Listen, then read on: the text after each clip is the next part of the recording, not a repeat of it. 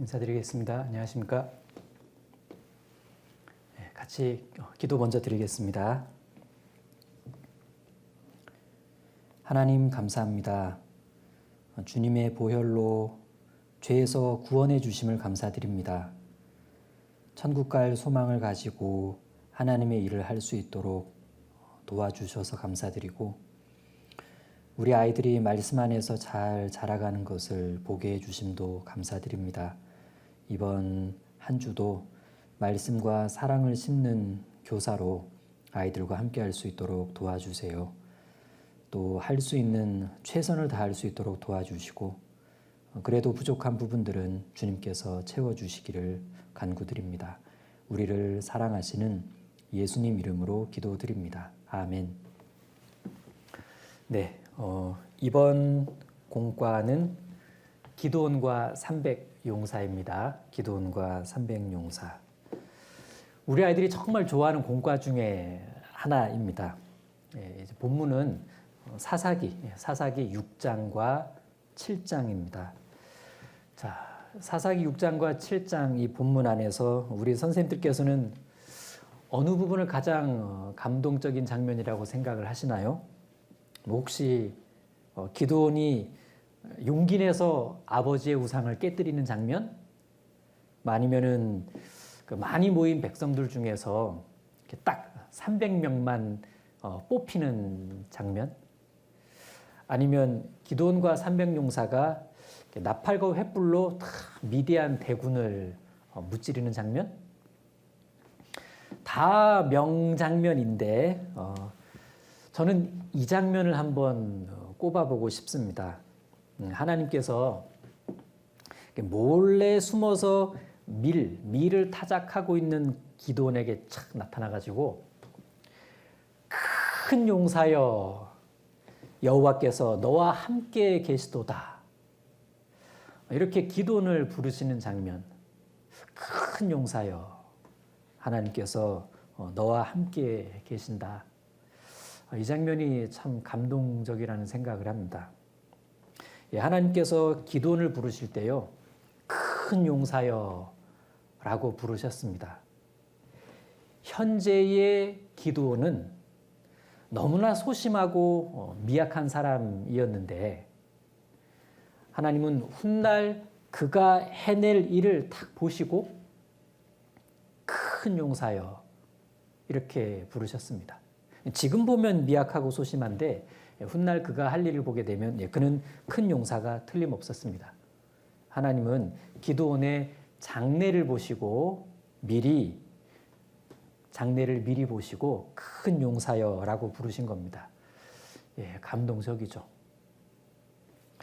자, 예수님께서도 바닷가의 한 어부에게 나타나셔서, 자, 너는 지금 시몬이지만 장차 베드로라 하리라, 이렇게 말씀하셨는데 마찬가지로 장래를 보신 겁니다. 주님은 지금의 우리들에게도 장래를 보시고 미리 말씀하실 수 있습니다. 뿐만 아니라 우리 아이들에게도 주님은 말씀하실 수 있습니다. 큰 용사여.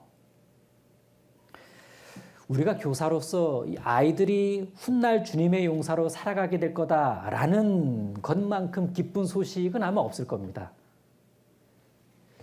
우리 아이들이 주님으로부터 그렇게 꼭 불릴 수 있도록 우리가 어떻게 잘 준비해 주면 좋겠는데, 소심하고 연약했던 기드온, 그러나 그에겐 준비되었던 두 가지가 있었습니다. 바로 성실함과 순종적인 자세였어요. 이 성실함과 순종적인 자세, 이 두 가지가 큰 용사로 쓰임받는 데 있어서 아주 중요한 밑바탕이 되었습니다. 그래서 우리 아이들에게도 이 두 가지, 이것을 잘 훈련시켜주면 좋겠다라는 생각을 해봅니다. 그리고 이런 부분도 좀 감동적이죠.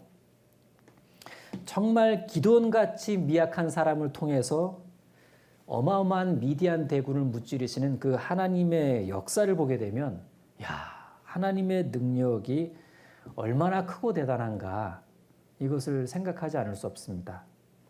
지금도 하나님은 미약한 자를 불러서 쓰십니다. 고린도후서 4장 7절에 있는 말씀처럼 우리가 이 보배를 질그릇에 가졌으니 이는 능력의 심히 큰 것이 하나님께 있고 우리에게 있지 않음을 알게 하려 함이라. 우리가 오늘 배우게 될 기도를 통해서 배우게 될 부분도 이런 점을 우리에게 교훈해 줍니다. 자, 그러면 시작하는 말씀을 찾겠습니다. 사사기 6장입니다. 사사기 6장 1절입니다. 사사기 6장 1절.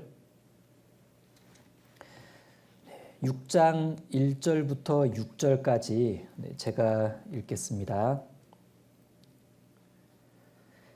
이스라엘 자손이 또 여호와의 목전에 악을 행하였으므로 여호와께서 7년 동안 그들을 미디안 손에 붙이시니 미디안의 손이 이스라엘을 이긴지라.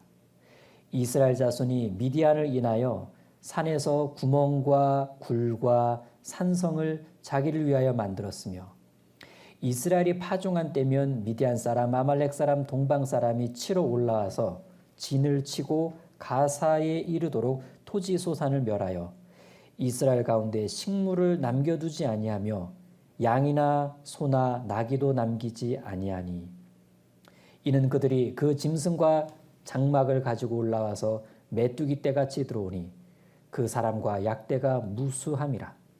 그들이 그 땅에 들어와 멸하려 하니 이스라엘이 미디안을 인하여 미약함이 심한지라. 이에 이스라엘 자손이 여호와께 부르짖었더라. 네, 1절 중간에 여호와께서 7년 동안 그들을 미디안 손에 붙이시니. 자, 그리고 6절. 이스라엘이 미디안을 인하여 미약함이 심한지라. 네. 하나님은 왜 이스라엘을 미디안 손에 붙이셨을까? 또 이스라엘은 왜 미디안에게 이렇게 꼼짝없이 당할 만큼 미약해졌는가? 자, 성경은 그 원인과 답이 이렇다, 이렇게 분명하다라고 1절부터 원인과 답을 소개하면서 기도원 이야기를 시작하고 있어요. 1절을 다시 보시면 이스라엘 자손이 또 여호와의 목전에 악을 행하였으므로. 자, 이 가운데의 단어 또라는 단어를 주목해 봅니다. 결국 또였어요. 또.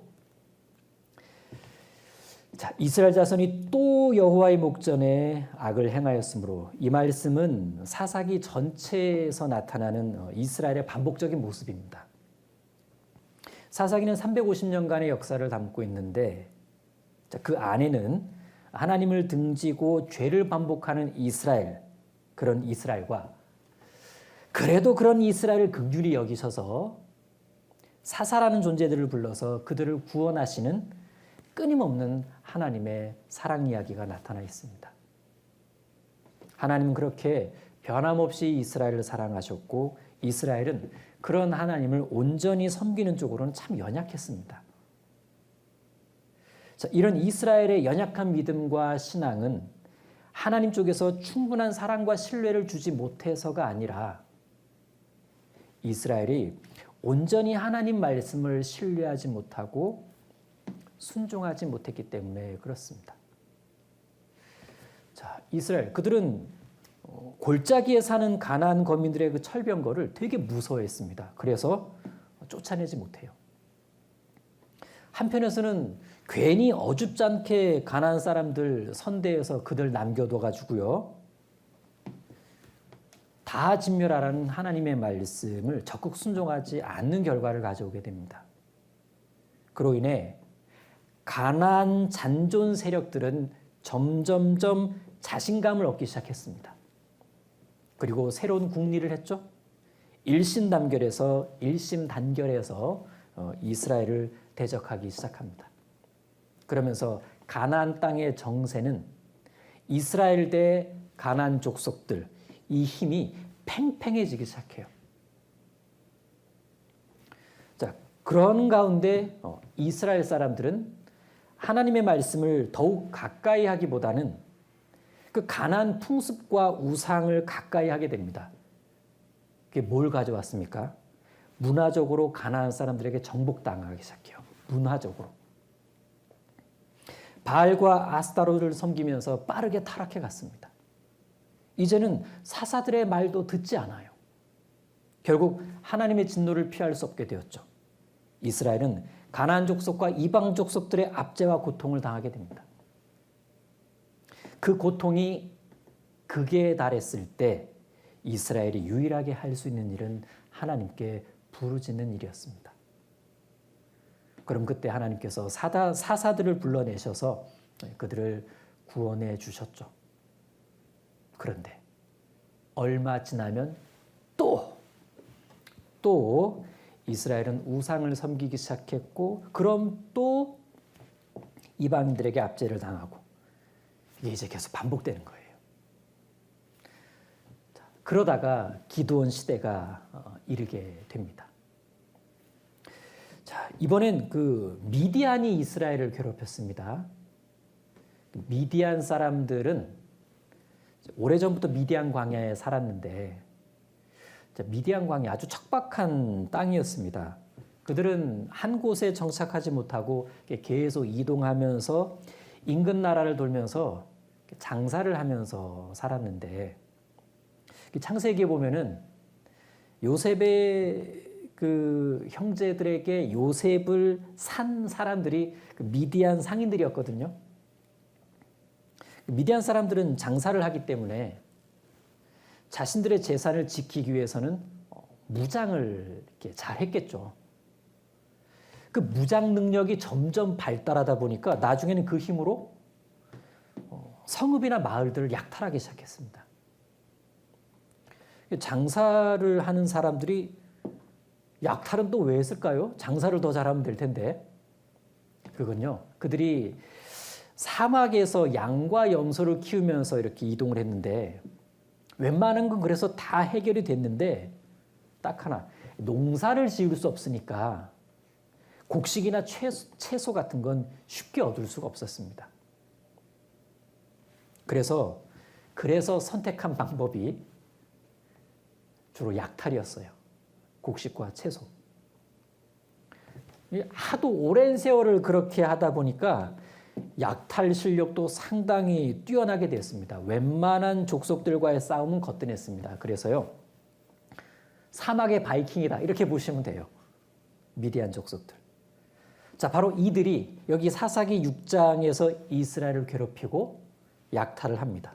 자, 다시 본문을 보시면 1절, 2절. 이스라엘 자손이 또 여호와의 목전에서 악을 행하였으므로 여호와께서 7년 동안 그들을 미디안 손에 붙이시니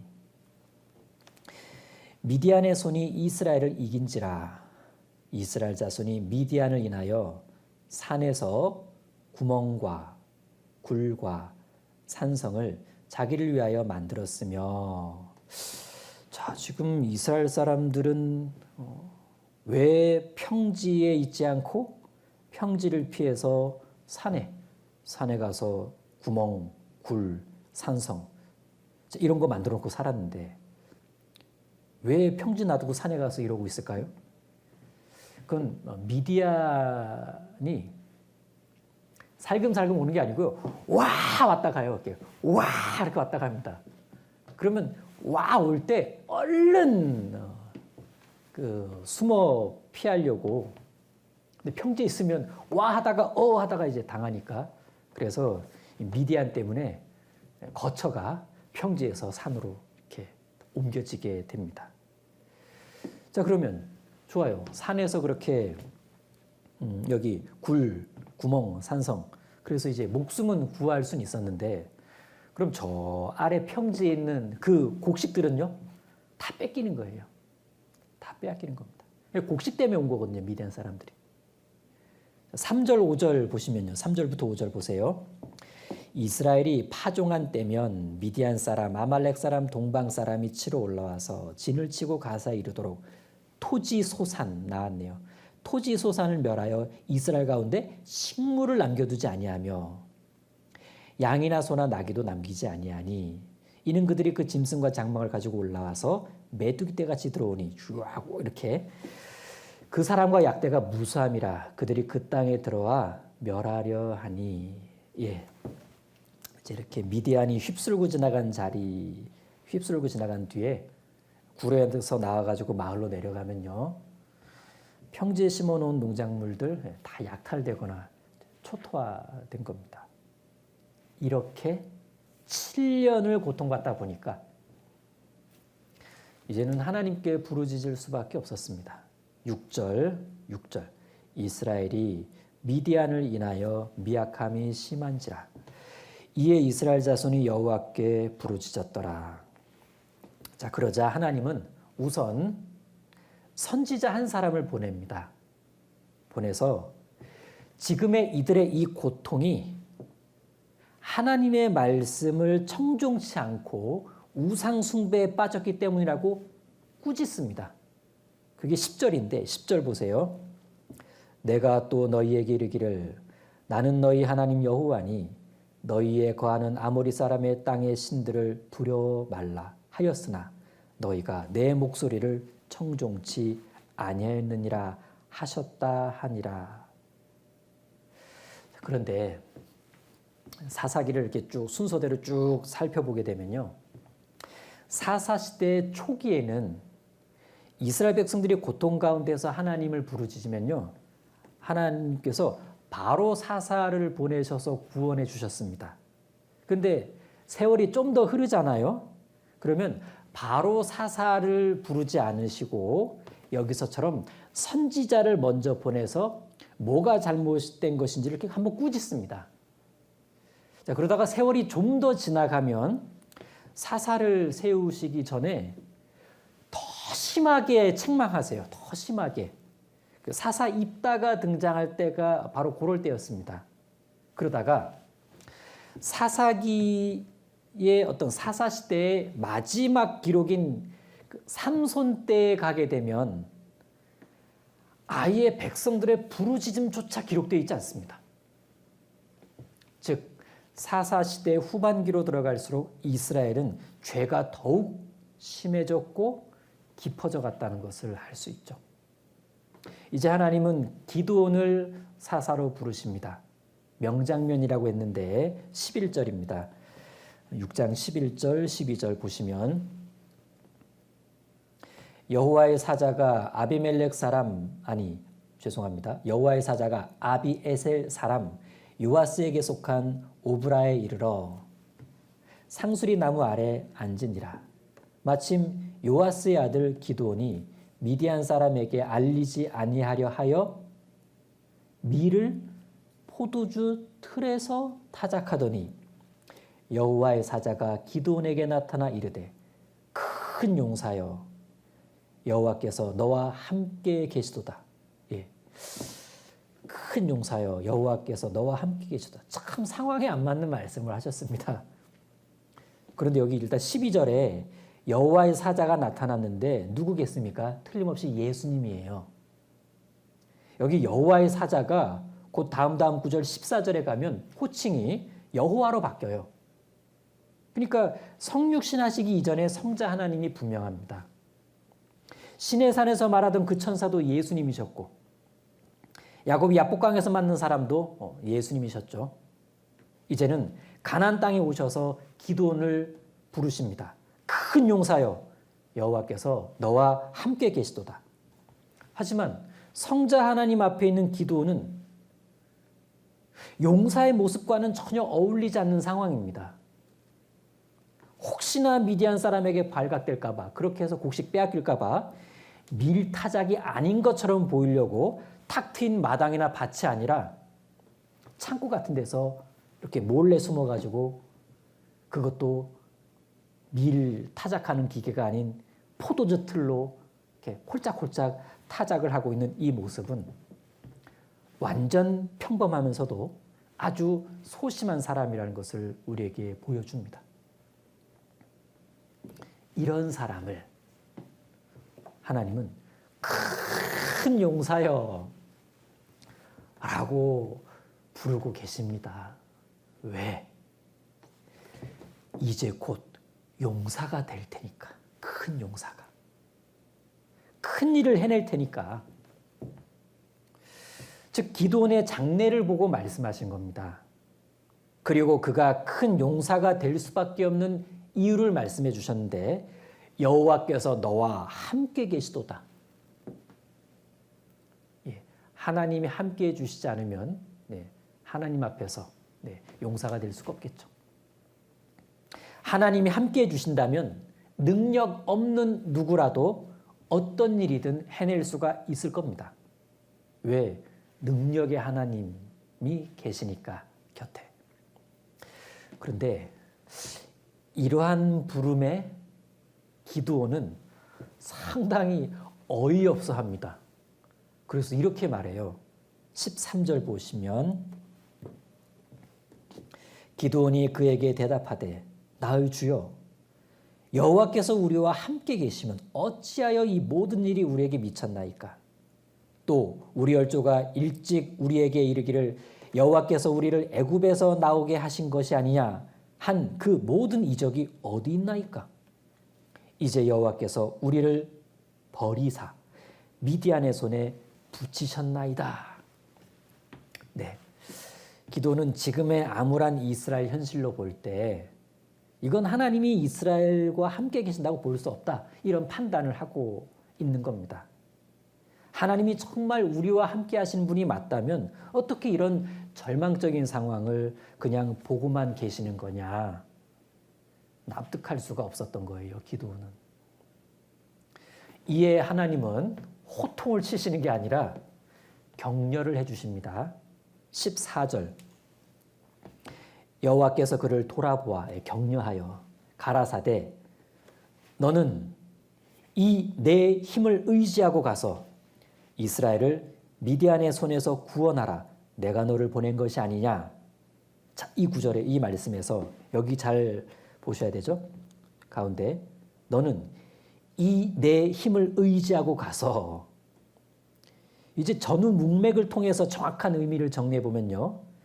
너는 이 내 힘을 의지하고 가서 이 말씀은 기드온을 통해 나타나시는 하나님의 힘을 의지해서란 뜻입니다.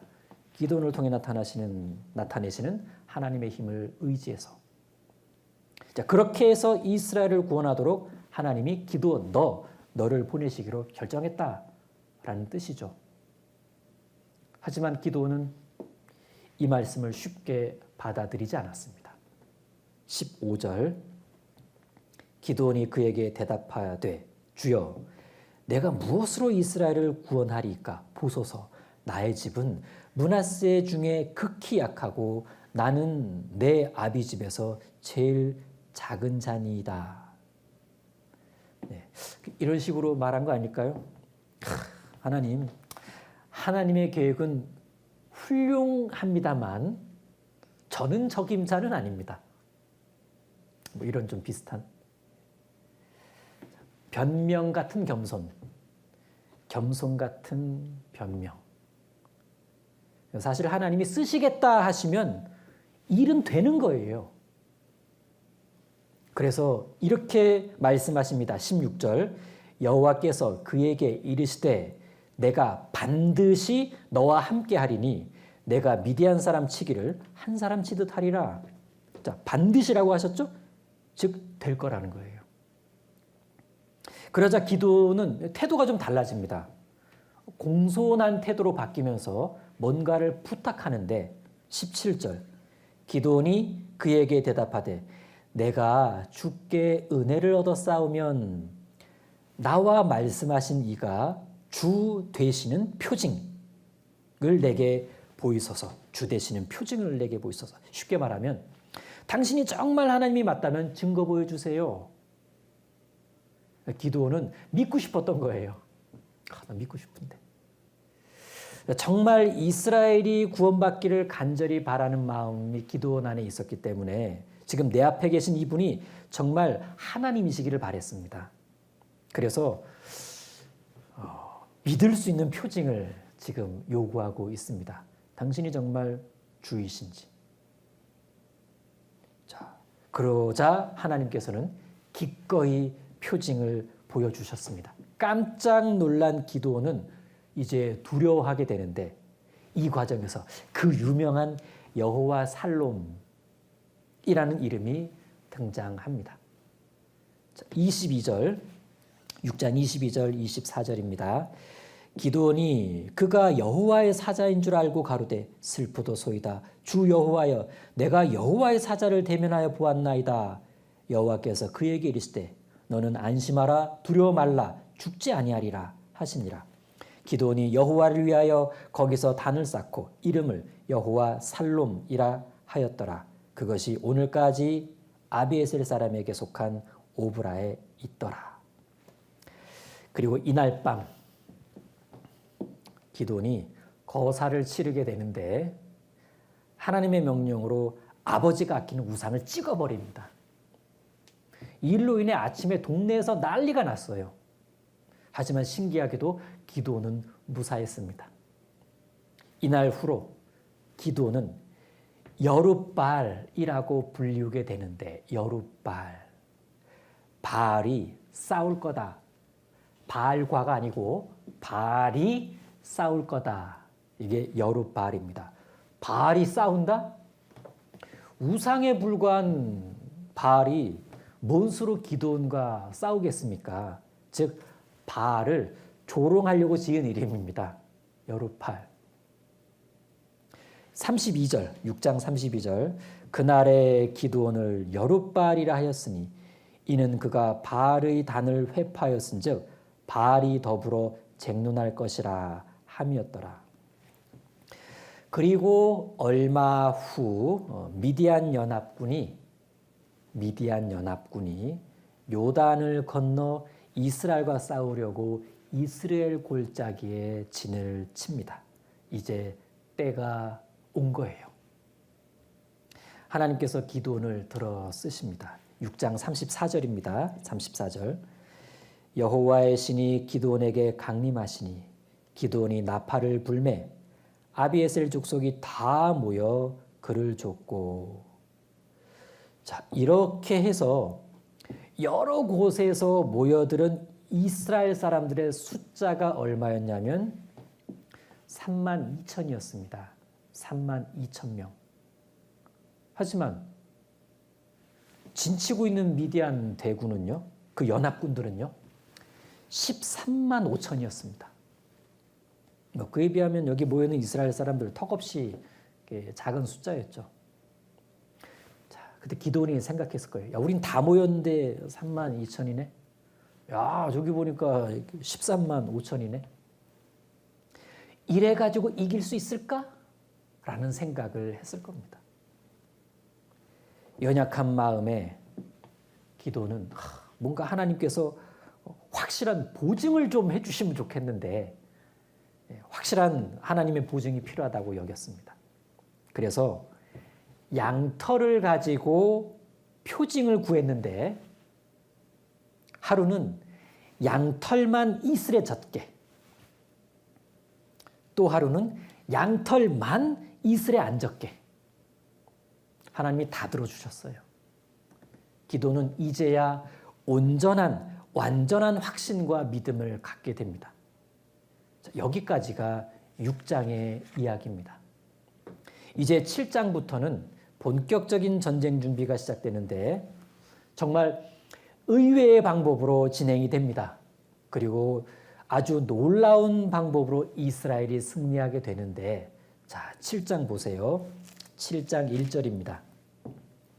7장 1절, 1절과 2절.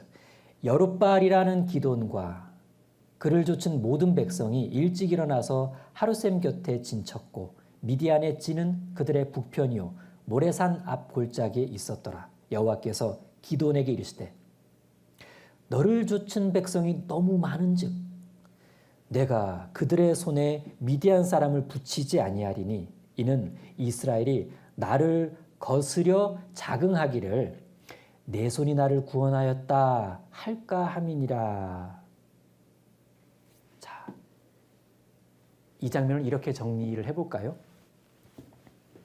지금 기드온의 생각과 하나님의 생각은 달랐습니다.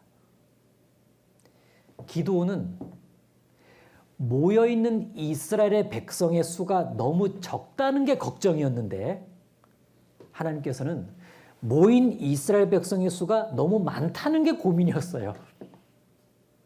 완전 다르죠. 자, 그러니까 기드온이 지금 생각하고 있는 전쟁의 개념과 방식은 하나님이 계획하신 그 생각과는 전혀 달랐다는 것을 말해주죠. 때론 우리의 걱정과 하나님의 고민이 다른 경우가 있습니다. 내 생각은 너희 생각과 다르며 내 길은 너희 길과 달라서 하늘이 땅보다 높음 같이 내 길은 너희 길보다 높으며 내 생각은 너희 생각보다 높으니라. 자, 이사야 55장 9절 말씀인데 딱 이 상황인 것 같지 않습니까? 자, 보세요. 사실 달라야 맞아요. 달라야 맞습니다. 미약한 인생이 어떻게 완전하신 하나님과 같은 수준의 생각을 할 수 있겠습니까? 그래서 필요한 게 바로 순종이에요. 순종. 하나님은 무조건 옳으시기 때문에 이해가 좀 안 되어도 무조건 따르는 것, 전적인 순종 말입니다. 이제 하나님은 기드온에게 숫자를 줄이라고 말씀하십니다. 자, 하나님은 기드온아, 숫자가 너무 많다, 줄여라. 자, 기드온, 아니 왜요 하나님? 이미 턱없이 부족해요. 아니다. 이 숫자로 전쟁에서 이기면 틀림없이 너희가 잘 싸워서 이겼다고 자랑할 거 아니겠냐. 훤히 들여다보신 겁니다. 자, 그렇게 해서 줄인 최종 숫자가 300이었습니다.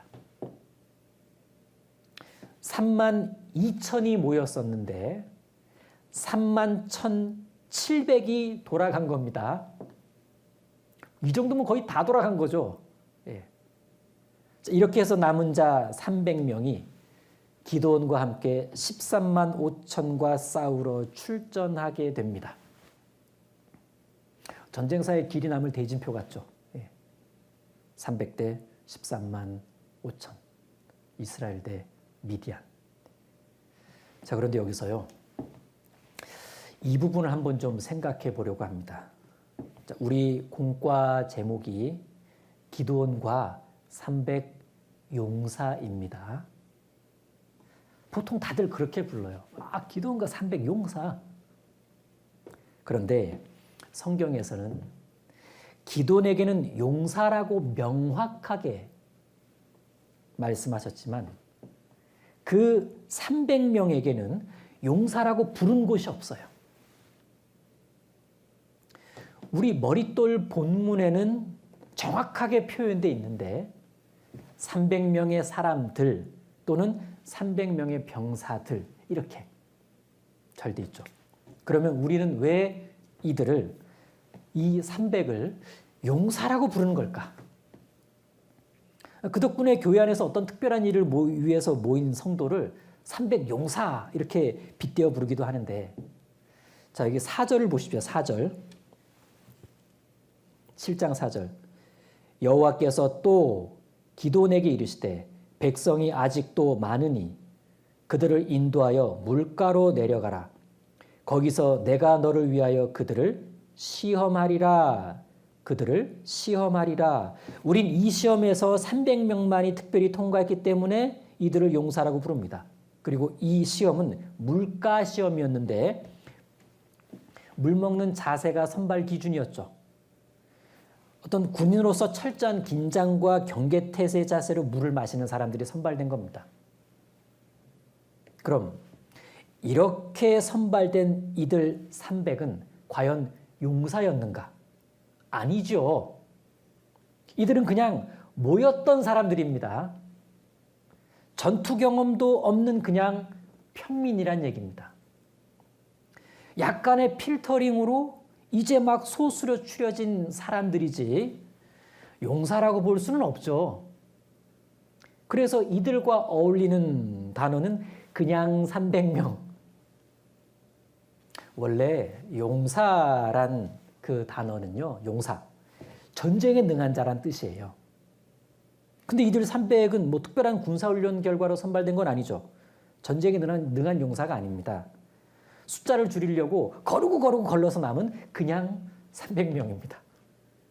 이렇게 말하면은 300용사를 굉장히 폄하하는 것 같지만은 실제 이들 300명에 대해 성경 어디에도 용사라고 부른 적이 없다니까요. 오직 기드온에 대해서만 용사, 큰 용사 이렇게 말씀하셨죠.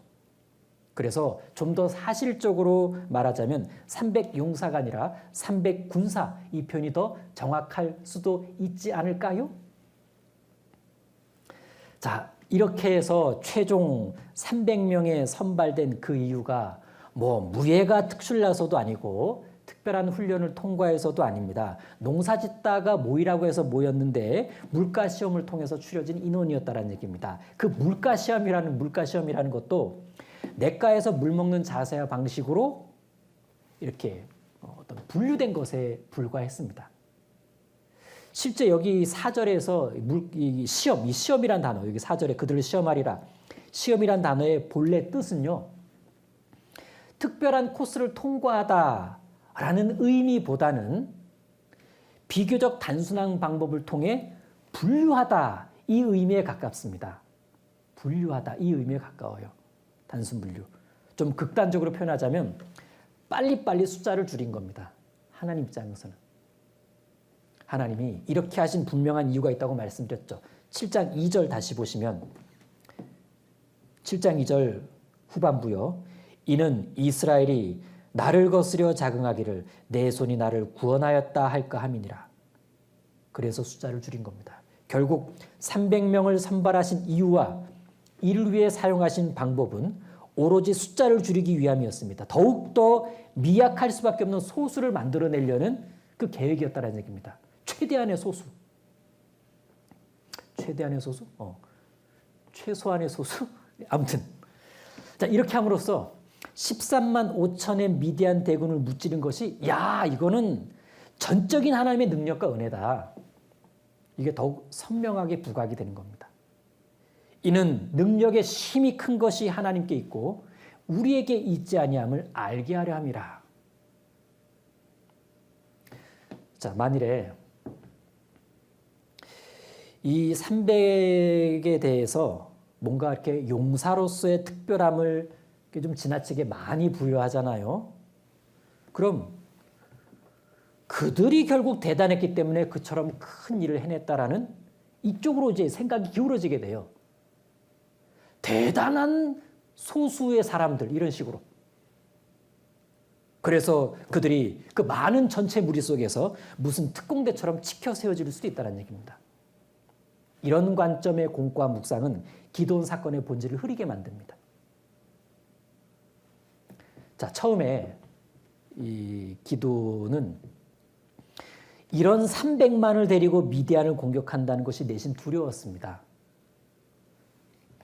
그런데 하나님께서 미디안 진영에서 군사들의 대화를 엿들어보라고 해가지고 들어본 후에는 이제 큰 용기와 자신감을 얻게 됩니다.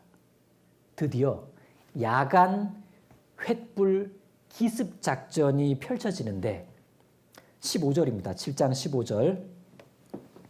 자, 15절부터 22절 쭉 내려가겠습니다. 15절. 기드온이 그 꿈과 해몽하는 말을 듣고 경배하고 이스라엘 진중에 돌아와서 이르되 일어나라 여호와께서 미디안 군대를 너희 손에 붙이셨느니라 하고 300명을 세대로 나누고 각 손에 나팔과 빈 항아리를 들리고 항아리 안에는 횃불을 감추게 하고 그들에게 이르되 너희는 나만 보고 나의 하는 대로 하되 내가 그 진가에 이르러서 하는 대로 너희도 그리하여 나와 나를 좇는 자가 다 나팔을 불거든 너희도 그 진사면에서 또한 나팔을 불며 이르기를 여호와를 위하라 기드온을 위하라 하라 하니라. 기드온과 그들을 쫓은 100명이 이경 초에 진가에 이른즉 번병에 채번할 때라. 나팔을 불며 손에 가졌던 항아리를 부수니라. 세대가 나팔을 불며 항아리를 부수고 좌수의 횃불을 들고 우수의 나팔을 들어 불며 외쳐 가로되 여호와와 기드온의 칼이여 하고 각기 당처에 서서 그 진을 사면으로 에워싸매 그 온 적군이 다름질하고 부르짖으며 도망하는데 300명이 나팔을 불 때 여호와께서 그 온 적군으로 동무끼리 칼날로 치게 하심으로 적군이 도망하여 스레라의 벳 시다에 이르고 또 답밭에 가까운 아벨무올라의 경계에 이르렀으며. 여기까지. 네. 자, 뭐 난리죠 지금. 공포와 혼란에 빠진 미디안 군사들이 서로 자기들끼리 치고받고 한 결과 무려 12만 명이 몰사하고 남은 군사 1만 5천 명은 혼비백산하여 도주하게 됩니다. 자, 이들 300명이 이토록 놀라운 구원의 역사에 쓰임을 받았다는 건 우리에게, 평범한 우리들에게는 큰 희망을 줍니다. 우리가 뭐 300 용사입니까? 그냥 우리는 300평민이에요. 근데 기드온이 나만 따라해라 이렇게 하니까, 그냥 그대로 하니까, 야, 이 놀라운 구원의 역사의 현장에 거의 주인공처럼 쓰임 받았죠. 자, 하나님께서는요, 우리가 부족하고 연약하고 뭐 능력도 없고 지혜도 없고, 그래도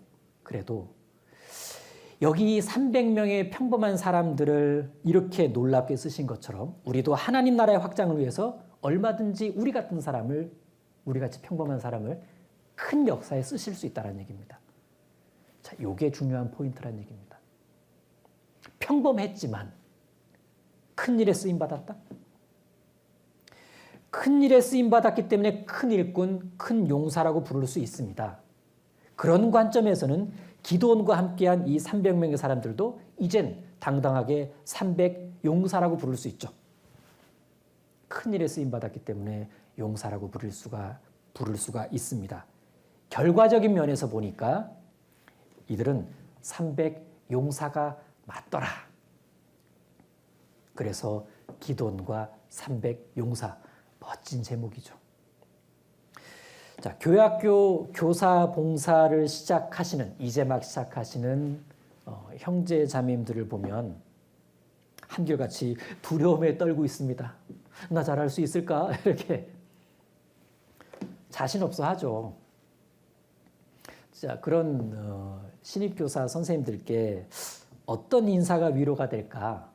이런 건 어때요?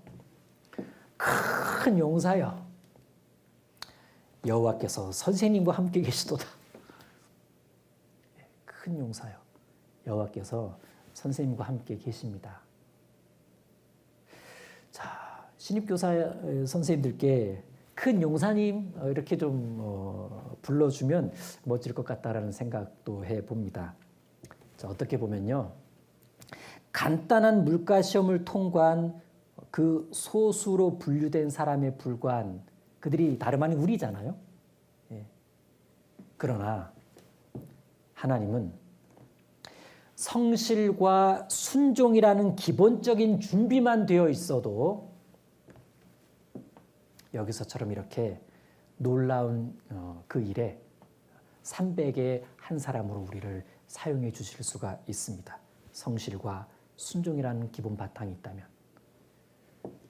하나님은 만들어 가시면서 쓰시니까 그래요. 근데 만들어 가시면서 쓰시는데 기본적인 준비 자세가 있다면 성실과 순종입니다. 자, 기드온과 300용사, 어떻게 보면 미약한 자들을 용사처럼 쓰신 하나님의 이야기다, 이렇게 말할 수가 있는데, 사실 나도 기드온처럼 소심하고 나도 300군사들처럼 뭐 특별히 준비된 건 없습니다. 그냥 교회학교가 중요하다는 것을 아는 정도? 그리고 야, 내가 교회에는 계속 붙어 있었다는 최소한의 성실함? 그렇죠. 그런데 이런 나를 통해서도 하나님은 얼마든지 능력과 역사를 나타내실 수가 있습니다. 참 우리는 기분 좋은 전망을 할 수 있게 되죠. 자, 이런 마음이 우리에게 희망과 기쁨을 줍니다. 힘도 줍니다. 자기가 미약하다고 생각하는 그리스도인들은 두 부류로 나누어질 겁니다. 나는 미약하니까 이런 봉사는 할 수는 없어, 이런 부류와, 나는 미약하지만 하나님은 능력 있게 나를 사용하실 수 있어, 이런 부류. 여러분, 미약한 건 잘못이 아닙니다. 미약할 수 있어요. 아니, 원래 다 미약해요. 그런데 신앙의 방향은 잘못되면 안 됩니다. 믿음의 방향이어야 돼요. 믿음의 방향. 잘못된 겸손은 하나님을 경험할 수 있는 기회를 포기하게 만들어버려요. 난 미약하니까 이런 봉사를 할 수는 없어. 거절하게 만들죠. 그건 올바른 신앙이 아닐 겁니다. 그러나 미약해도 말씀 안에서 담대함을 얻는 그리스도인은 담담하게 사명을 받아들입니다. 그렇게 해서 그는 이젠 사명을 받은 자가 돼요. 대단하죠? 특별해서가 아닙니다. 순종해서 받은 거예요. 그러고 보면 사명은 특별한 그리스도인에게 주어지는 영광이라기보다는 순종하는 자에게 주어지는 아름다움이라는 생각이 듭니다. 그래서 교회 안에서 항상 쓰임받는 그리스도인들은 그 특징이 분명해요. 미약해도 순종해요. 그들이 큰 용사입니다. 그들은 홀로 일하지도 않아요. 300의 자리에 함께합니다. 300의 사람들은 전쟁 도구로 빈 항아리를 지급받았을 때 아무도 이러쿵저러쿵 수군거리지 않았습니다. 그들은 빈 항아리 속을 보면서 어쩌면 야, 내가 바로 빈 항아리구나. 그래, 이젠 나는 내 계획도 비우고 내 계산도 비우고 내 걱정도 비우고 야, 이제 나는 빈 항아리네. 그러고 나서 그 속에 횃불만 채웠습니다. 빛 대신 주님만 넣어버리는 거예요. 결국 자기 육신 같은 항아리가 깨지면서 빛이 드러났습니다. 나팔 소리가 울려 퍼질 때 눈앞에서 하나님의 놀라운 역사가 펼쳐졌습니다. 앞서 행하시는 주님을 따라 전쟁 속으로 뛰어들었어요. 승리를 만끽할 수 있었습니다. 사실 300명의 사람들이 용사로 인정받을 수 있었던 결정적인 장면은 따로 있습니다. 본문에는 해당하지 않지만 6장, 7장, 8장 넘어가게 되면 8장 4절에 나오죠. 유명한 말씀. 비록 피곤하나 따르며. 잔당들 뒤쫓아가는 장면입니다. 피곤하나 따르며. 적들을 끝까지 추격하는 과정에서 그들은 체력의 한계를 느꼈을 겁니다. 심적 갈등도 있었겠지만 300의 사람들은 한결같이 따르며를 선택했습니다. 이것이 이들을 용사의 자리로 올려놨죠. 물가 시험을 통과했을 뿐인 이들에게 결국 무엇이 있었다는 것이 드러났냐면 끈기예요. 끈기. 힘들어도 끝까지 따르는 끈기. 용사 같은 그리스도인은 연약한 자기 감정에 설득되어서 편안함의 자리로 돌아가진 않습니다. 비록 할 줄 아는 건 없어도 마음이 깨어 있어서 자기 맡은 일은 쉽게 접질 않습니다. 그런 그들에게 하나님이 항아리를 주시고 나팔을 주시고 횃불을 주십니다. 마침내 동역하는 일꾼들과 함께 놀라운 역사를 경험하게 되죠. 우리가 그런 기도원, 그런 300의 사람들, 그런 그리스도인이 되었으면 좋겠습니다. 기도하고 마치겠습니다. 하나님 감사합니다. 기도원과 300 용사를 묵상할 수 있는 기회를 주심을 감사드립니다. 우리가 기도원처럼 연약할 때, 또 300의 사람들처럼 많이 부족할 때 주님께서 조금씩 힘주시고 인도해 주셔서 하나님의 선한 일에는 훌륭하게 쓰임받을 수 있도록 도와주세요. 어려운 세상 중에 우리가 어려움에만 묻혀 사는 사람이 아니라 신령한 일에 보람을 느끼며 살아가는 교사가 되도록 도와주세요. 우리를 사랑하시는 예수님 이름으로 기도드립니다. 아멘.